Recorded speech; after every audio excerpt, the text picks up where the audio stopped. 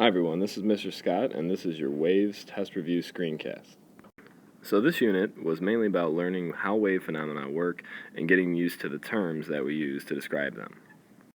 So let's get started. Here we have a tuning fork, and as you can see on the tuning fork, the frequency is 512 Hertz. What that means is that as this tuning fork starts to vibrate side to side by being forced to by some type of initial hit, it should be spreading out.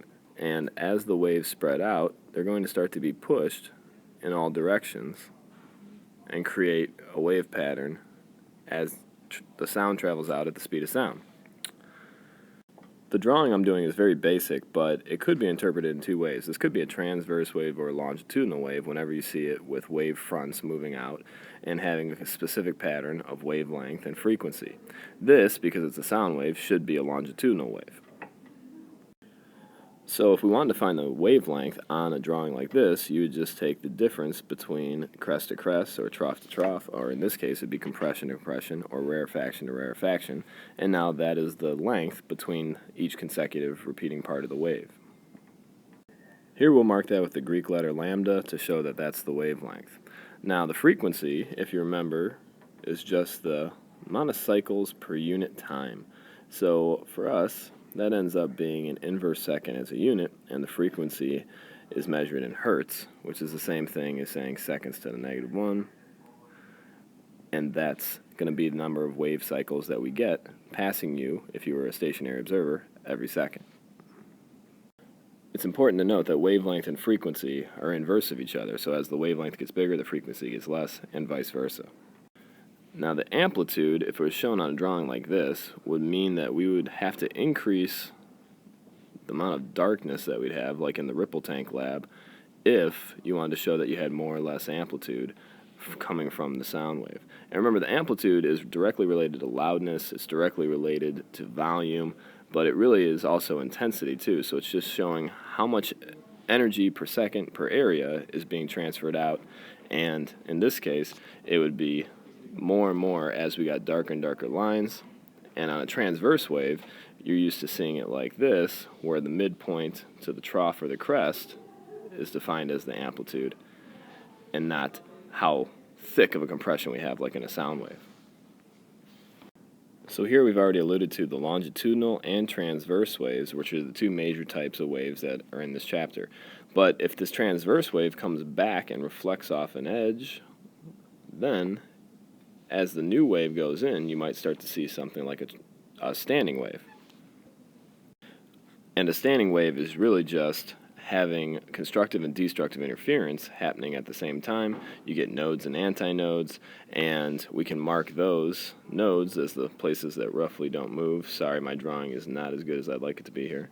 But those are the parts that don't have much amplitude or little to no amplitude, and the parts that have the majority of the amplitude would be the antinodes up at the top of the crests or the troughs as this pattern alternates on itself.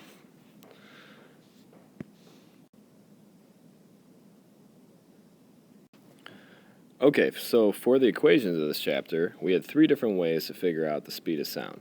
One of them you've known since the second day of school, and that is that velocity is equal to displacement divided by time. We're talking about constant or average velocity. The second way that we could figure out speed of sound is to try and actually look at the medium itself. So if we're traveling as a sound wave through air, our equation to show how much faster or slower we're going to get as we go based on temperature is 331 meters per second plus 0.6 meters per second times t. And if you put in a negative value for the temperature or a positive value for the temperature, it begins to make that number of the speed of sound rise below or above 331 meters per second by 0.6 meters per second for every degree Celsius. It's important to note that this only works for a sound wave traveling through air. And there's other types of waves, so be careful when you decide which equation to plug into. The last equation you can use to calculate velocity of any wave, which is why it's called the general wave equation, is v equals lambda f, meaning that you can take the wavelength times frequency and also figure out velocity. And there's 3 out of the 5 equations we've given you in this chapter. So this chapter doesn't have a ton of math, but just making sure that you're using the right equation and applying it correctly is a big deal. One more equation that we threw at you, which really is just kind of a definition of period and frequency, is that if you know the period, you can figure out the frequency, or it's vice versa, because they're both just really inverses of each other. Which would make sense considering that frequency is measured in hertz, which is an inverse second, and period's measured in time, which is seconds.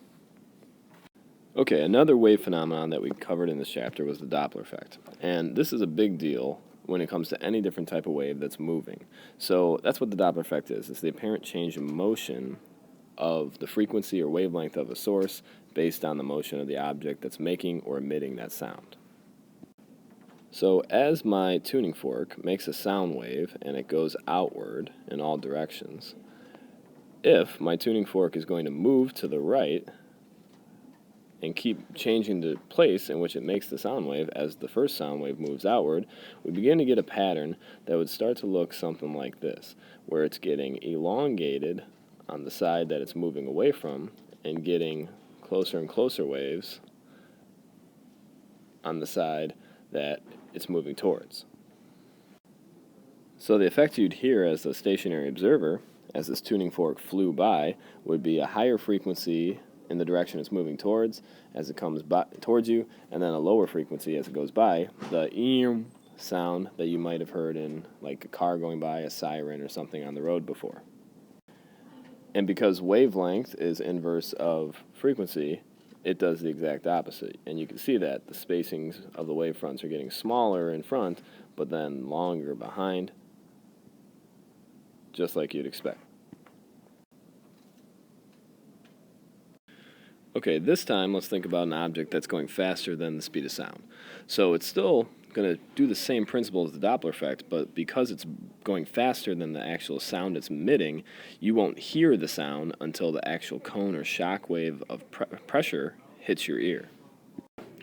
So usually on a test, we'll be asking you to figure out how much faster than the speed of sound the object's going, and in order to do this, all you have to do is look at the radius that the sound wave has traveled out, and then compare that to the total distance that the object has traveled, knowing that they both started in the same location and in the same amount of time traveled these displacements. This means if it took the same amount of time to travel from the same place, that really the ratio of the displacements they travel is also equal to the ratio of the velocities they have. So by drawing out the radius and keeping it the same length as what the sound wave traveled in the same time, we can see that the object went about 3.5 times as far in the same amount of time, meaning that it's probably 3.5 times the velocity of sound is its actual velocity. And relating back to the Doppler effect, if we fill in the shock wave cone, you can see the constructive interference lines starting to form right on the edge of the cone, and that's the pressure wave that would hit you of air if you were ever around something that was breaking the speed of sound, creating that sonic boom. Alright, so resonance, interference, and beats were other wave phenomena that we covered in the chapter. Resonance literally means to sound again, and in order to cause resonance, you have to match the natural frequency of an object with a frequency nearby, and if you do, that frequency can set the other one into vibration. So the demo we did in class was we would ring one tuning fork, and then its waves would naturally travel to the other tuning fork, and as they did, they would eventually force that other tuning fork to also vibrate at the exact same frequency, because both these tuning forks are 512 hertz in this case. I believe it was 440 hertz in class. Keep in mind that this is different than force vibration, where when two things are connected, they can force the other one to vibrate at the same frequency. That was like the Vibit demo, or even the big boxes that we had connected to the tuning forks. Because they were connected, they were able to vibrate at the same frequency as the tuning fork and help amplify the sound. Now, if one of these tuning forks is no longer 512 hertz, but maybe it's 510, maybe it's 513, 515, whatever it might be, you start to see a difference and no longer have resonance, but you create a beat instead. So because these two frequencies are just slightly different than each other, there will be places where the crests and the troughs, or the compressions and the rarefactions, line up perfectly and create constructive interference, and then you'll have other places where they line up completely out of phase and create destructive interference.